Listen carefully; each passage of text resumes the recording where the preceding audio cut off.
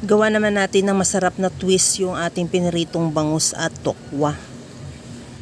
Una, magpainit muna ako ng mantika sa kawali at iprito ko na rin yung 2 pirasong tokwa na hiniwa ko lang na maliliit na pa-cubes. Iprito lang natin yan hanggang sa mag-brown o maluto. Pagkaluto niyan, tanggalin muna natin yan sa kawali. Gamitan natin ng strainer para makatulo yung excess na mantika at isit aside.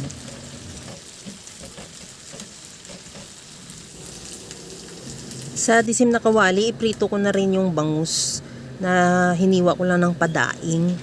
Pagkaluto niyan, tanggalin muna natin yan sa kawali at palamigin at saka natin yan himay-himayin ng maliliit. Tanggalin natin yung mga tinik niya. At pagkatapos, isit aside muna.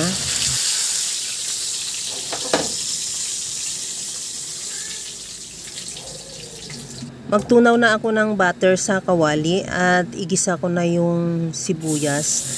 Bali, isang sibuyas pero hindi ko inubos. Nagtira ako para pang toppings natin mamaya. At pagkatapos yan, ilagay ko na yung hinimay nating bangus. At isunod ko na rin ilagay yung pinirito nating tokwa.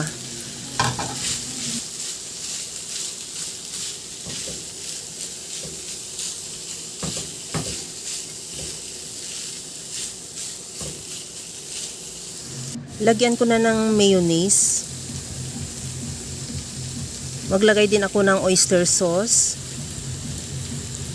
At lagyan ko ng calamansi juice at kunting tuyo.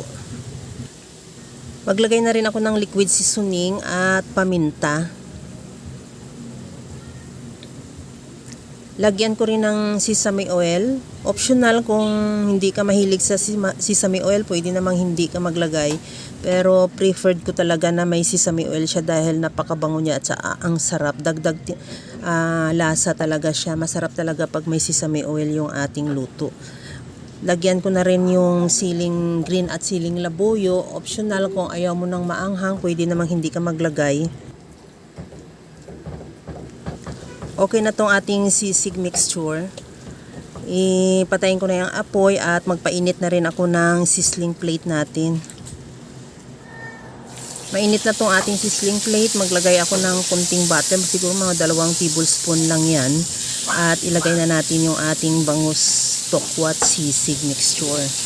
At pagkatapos yan, okay na yan. Ready to serve na. Mag-garnish na lang din ako ulit dyan ng sibuyas na tinira natin kanina at the same time yung siling green at maglagay na rin ako ng labuyo at yung hiniwang kalamansi.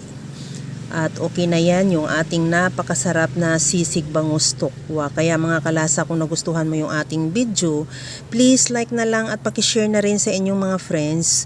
At kung bago ka pa lang sa aking channel, subscribe na at i-click mo na rin ang bell button para sa mga notification. Okay na to, ready to serve na. Hanggang sa muli mga kalasa. Thank you for watching. Bye-bye!